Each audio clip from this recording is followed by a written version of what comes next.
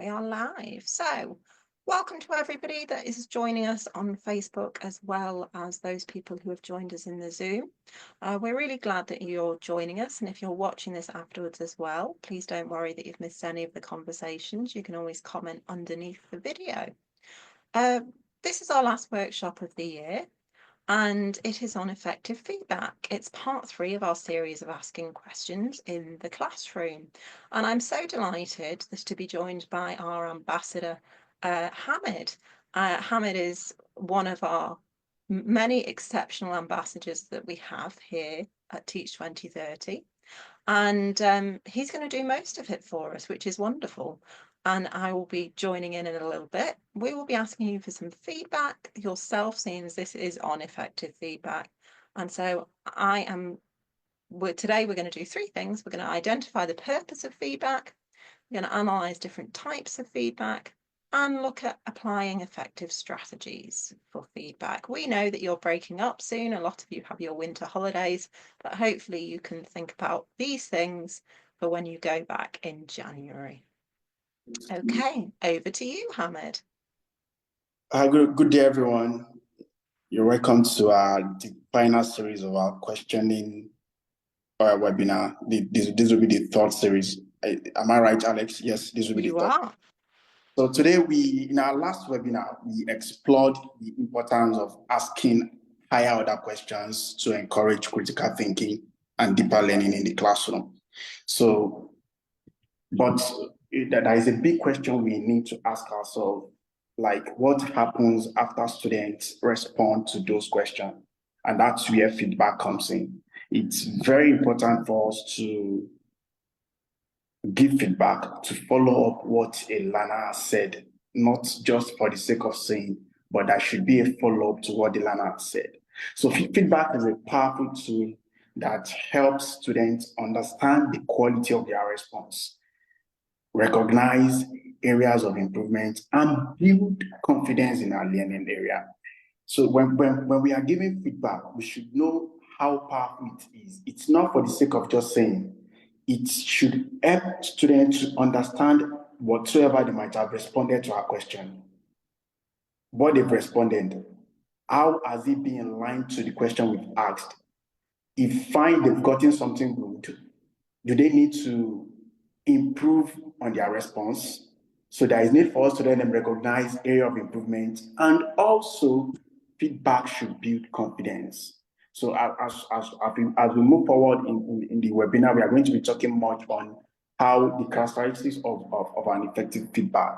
So for a feedback to be effective, according to John Hattie in his book Feasible Learning, feedback needs to be clear, purposeful, meaningful, and compatible with student prior knowledge, and to provide a logical connection. So that the feedback should act like an anchor between what a learner knows and the current learning objective.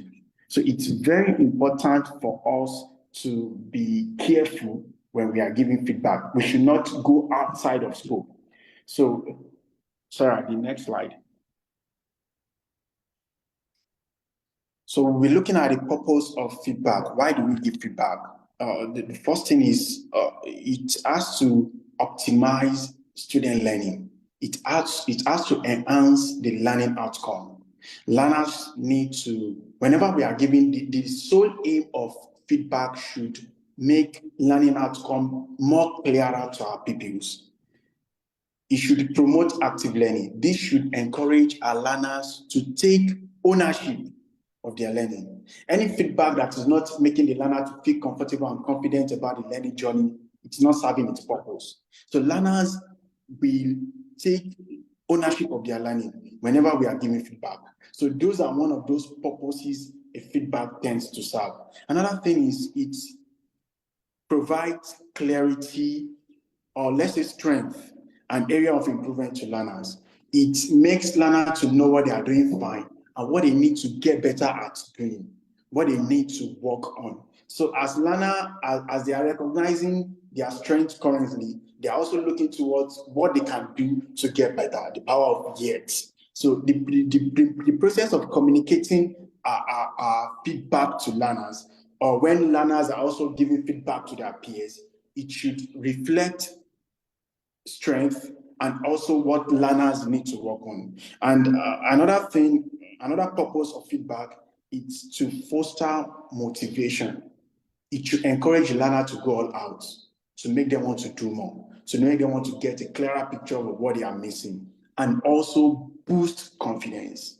Any feedback that's not giving the learners the thought of I can go all out and do it better, it's not serving its purpose. So our feedback should be geared towards improving the confidence of the learner and giving them the motivation to get better at what they are doing. Thank you, Sarah. Thank you so much, Hamid. Yeah, and I suppose this is the time really now to say to open up. We can open up our microphones with pleasure for those people that can. And if you can't, then please feel free to type in the chat. We would love some examples of some good and some bad feedback, or the effect that you might have had or a child might have had when you gave feedback maybe that you thought was effective, but it wasn't, and what was the impact of that, or that there was good and the impact of that. So opening up our mics or just typing in the chat, can you think of any good examples of feedback that might hit one of these areas? So the idea of providing clarity, for example. Or can you give us an example of when you gave feedback and it had the right reaction or the wrong reaction and why that was? So feel free to put your mic on or feel free to type in the chat. We'll give you a couple of minutes. Do feel free to contribute as you want to.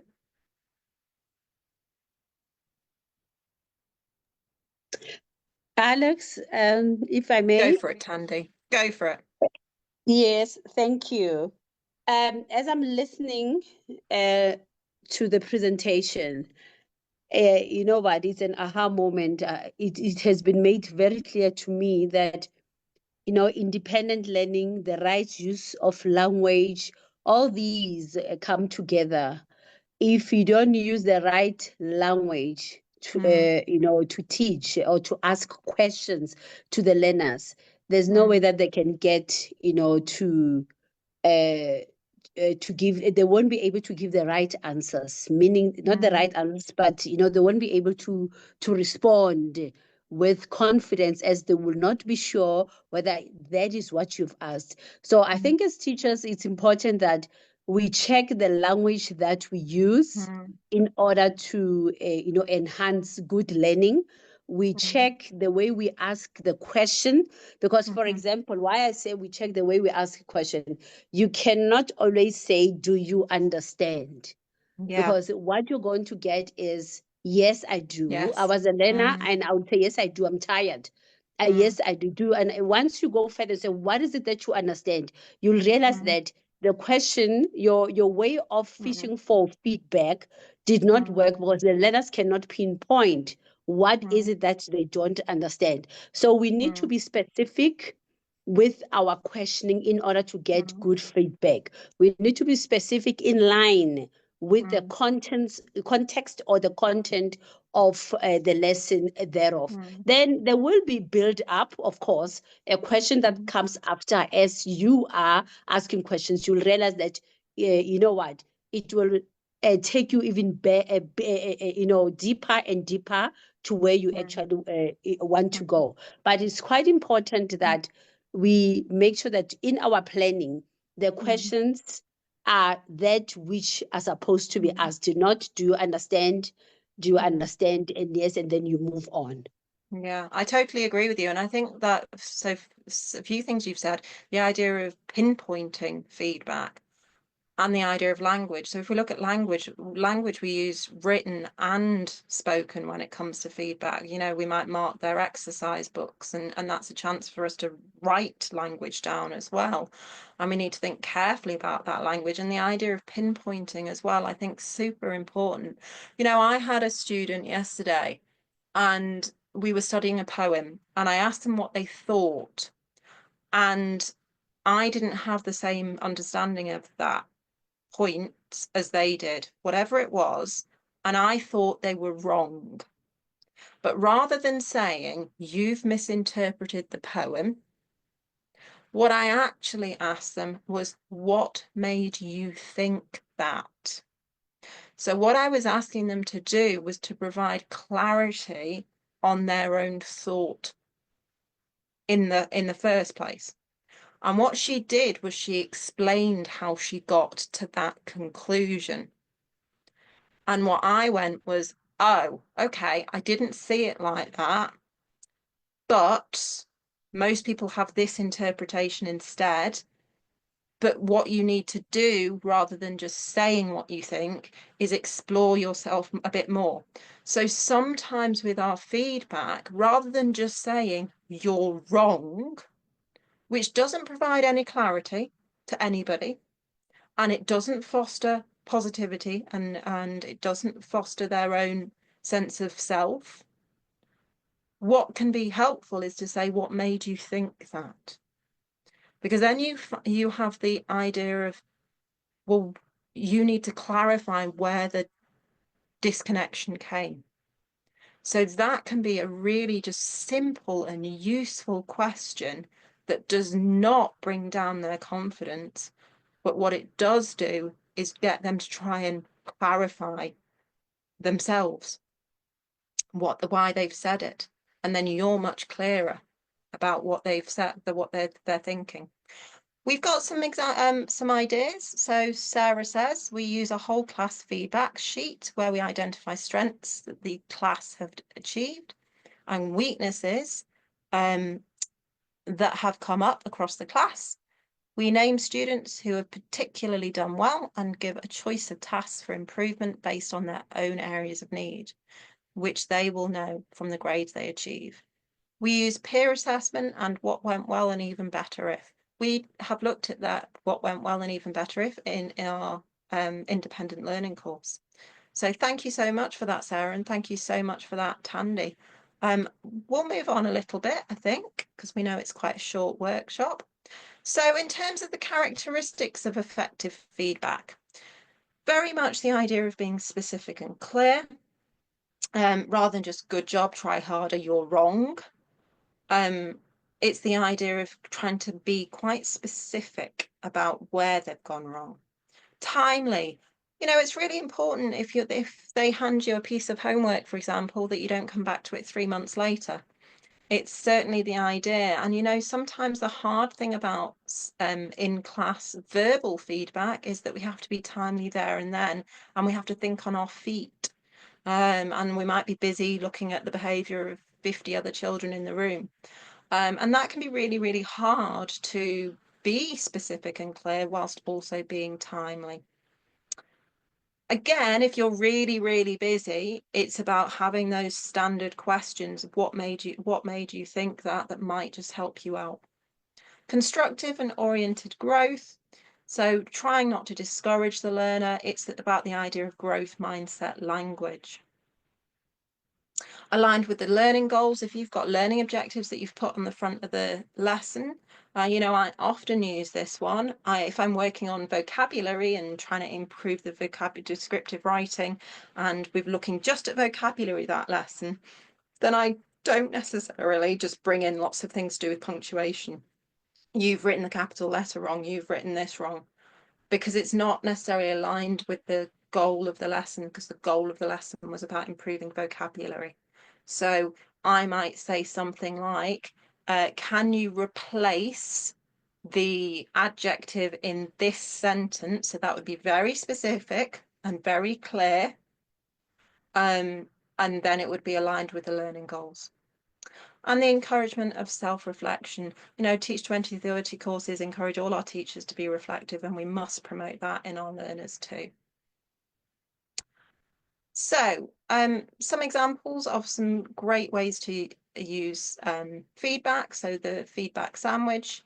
So really very much positive, target, I believe in you. So it's the idea of in that middle bit, that's where you give your target for improvement. So really good job with organizing your ideas. You might want to think about this. Overall, it's a strong start, and I know you'll be able to do it. Align the feedback with the learning objectives, as we've just said. One of today's objectives, the one that I was talking about, the descriptive language, was use descriptive language. Use of adjective was excellent. Try adding more sensory details for an even stronger effect. I gave the example you might want to try improving the adjective in this sentence. Provide examples or models. This is always really useful to push children further. Sometimes they don't know how to develop further because they've not got anything to aim for. Showing them a really nice example or a model of, obviously you don't want them to just copy it, but it's the idea, perhaps if you are doing if we stick with the descriptive writing, you might show them a brilliant example from a book, your favorite book, and say, well, how did the writer do it? What did they do? And then encouraging dialogue and collaboration. You could get them to do peer assessment at this point. You could get them to switch over. Sarah suggested that. Read each other's work. What went well, even better if. And being timely and contextual. So making sure, as we've said, that everything is relevant to them. Okay, so we're coming towards the end of the workshop now. So Hamid and I are here now. And we just want you to have a think about anything we've discussed so far. Obviously, we are heading towards the end of our year. For a lot of us, we are going off on our holidays. So one thing that you might take from this workshop may be to think about for the new year. Is there anything that you think you might think more carefully about to do with feedback, or one thing that we've said that you might want to try or any of the questions on the board? Anybody want to share anything? I know there aren't too many of you here today. Please feel free to type. We've got a few of you who definitely, I know you might not feel comfortable saying anything, but go on, Tandy, have you got something that you might? I know I can rely on you.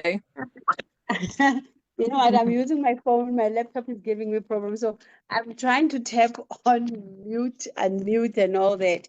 Don't worry, it happens. That's technology for us. Now, okay, you say a lesson where we have used feedback. I think as a teacher, you need to have feedback because learners need to know exactly how they performed, whether in a form of verbal, whether in a form of, for example, you know, we have orals, which take 50%, 50% of our end of the year exam mark. So now there is a situation whereby teachers feel that once the learner has conducted, you know, they've done orals, they don't have to go back and say, you know, you can do better here. How about if you did well here and all that? As long as they've done that, particularly, you know, our newly appointed who believe that, you know, it's just orals and all that. It is until when I did a workshop on orals and I had to make them take you know, the places, switch places and become a learner, and they would do the speech. Then afterwards, I just say next, and I walked, and then say, but ma'am, how did I do? Aren't you going to say something about my performance? How about feedback? And I said that that's exactly how, you know, our learners feel. That if you don't give them feedback, they are not going to improve. They are in grade 10, they are going to be faced with the same thing, or else in grade 11, grade 12. And the mistakes that they're making now are going to be perpetual. They'll never know what is right and what is wrong. What is the, you know, spoken language, written language, and so forth, how to conduct themselves, because this is, you know, public speaking.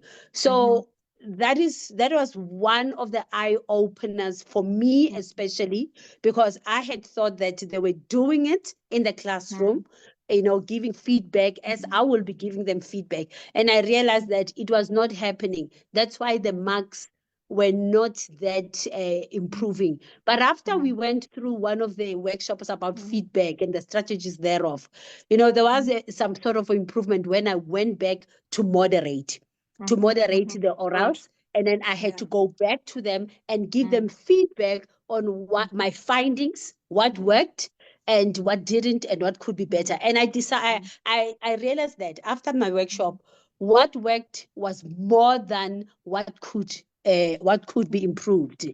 So that is my lesson with the teachers and taking it further to the learners. Joe, it's really interesting because I think as teachers, we often forget how to learn because we're so used to teaching, not learning. And you know what can be really interesting is going into somebody else's class that is a totally different subject or year group and not observing the teacher, but just pretending to be a student.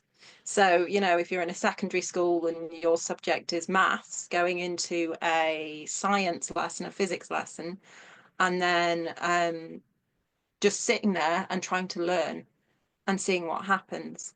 Because we often forget how to be a learner. Guy was giving me a thumbs up with that one. So, you know, we often forget. And it's really interesting because when we think about even outside of the classroom, you know, if I make dinner for my family, you know, I cook my own the dinner in the evening and I'm there and I give it to whoever's there.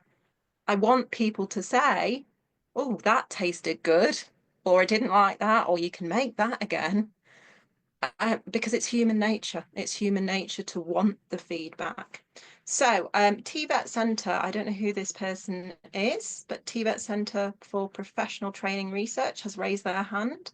Go for it. You can unmute yourself. I don't know whether it's James or All right. somebody from... It is Okay. James. Yeah, Go thank for it, you. James. Okay, thank you. Sorry that I didn't put in my name. I'm using No, don't the worry. You don't need to apologize. okay. All right. So, all right, I just wanted to talk on feedback because providing feedback is very important for the student growth and improvement. Yeah, so you have to provide a timely feedback so that for me, that's how I feel providing timely feedback so that the students can know what they have learned and what challenge they face. And we should be also be specific in providing our feedback for the students and transparent in our process of providing the feedback because most of the time so, like take for instance, when students, if you give student work to demonstrate, and after the demonstration, the student like to hear from you what they have done. If they have done better in that demonstration, and if and where are their shortcomings.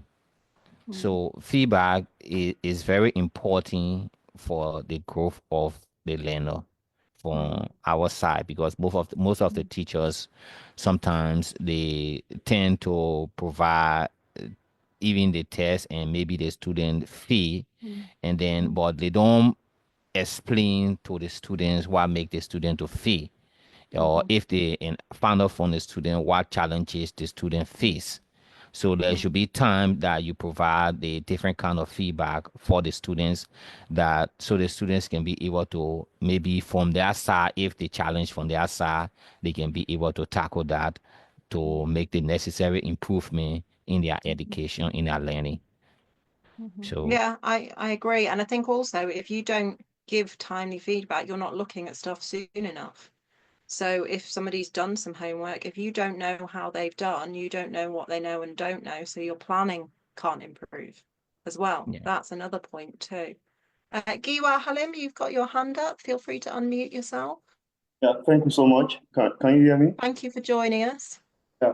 I want to actually contribute a bit about feedback also as the way I've used it also in my class, my learning process also. I think one of those things I do with respect to feedback is doing peer feedback. I like peer students together to review their work solutions because I teach mathematics for year 11 and year 12 students. So what I do is that once you've gone through a particular topic or we've concluded a particular topic during a particular topic, I'll pair students together to review their work, to review their progress, and with that, they can actually analyze their errors and misconceptions, and if they are unable to actually communicate it better, they revert back to me where I give the concrete feedback to each individual. A good example is when I realized that the current topic we are doing, the student understood it quite very well, but there is a basic skill the student was lacking. So through the feedback, I was able to actually direct the student back to the basic skills that is needed for the topic we are actually doing. So in all, I see feedback as a way to actually stretch students also. I got this ideology when I did the course on active learning, when you talk about stretching it, and like I see it as a means of actually extending the scope of the student. And like the training actually said also that you make students to be more aware of what they've learned and to know what they need to learn also. So doing feedback or concrete and genuine feedback, not only limiting it on the answer of the student or the response of the student, but actually paying attention to what is not said or what is missing out from the questioning section or the oral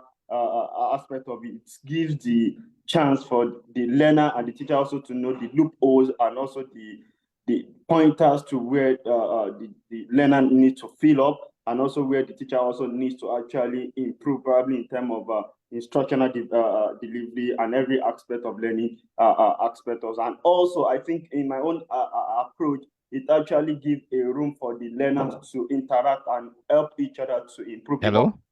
And they see it as a genuine way of helping each other, not a way of putting each other down. So I think I so much enjoy peer feedback, where learners to learners actually give feedback to their progress, and also they have chance to contribute to each other's learning process. Thank you. Oh, brilliant. Thank you so much. That's so extensive and really useful to hear, and so useful to hear that one of our courses has helped us when you're talking about stretching the responses.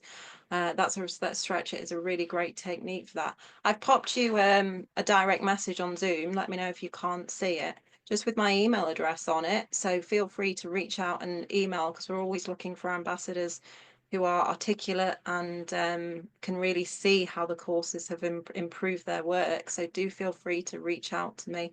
Let me know if you didn't get that email address, and we'll send it again.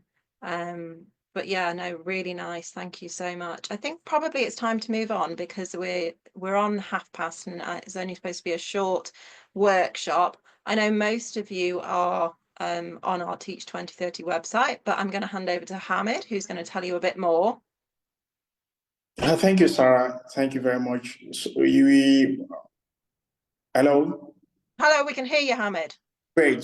Thank you, everybody, for joining in the webinar. So you can enjoy more of opportunities like these, learn more about effective teaching practice. We have low bite-sized courses on our Teach 2030 platform, where you can enjoy free accessibility to it. You can use the coupon that is appearing on the screen to access the part 2. The part 2 comes with $5, but with this coupon, you can access the part 2 for free, and you're going to enjoy the courses. They are teaching practical approach to connect with learner, effective pedagogies. We have various courses like independent learning, growth mindset for teachers, which will really help to effectively deliver and discharge responsibility of teaching effectively in class. So just go onto the site, easy to navigate, and start learning on the platform.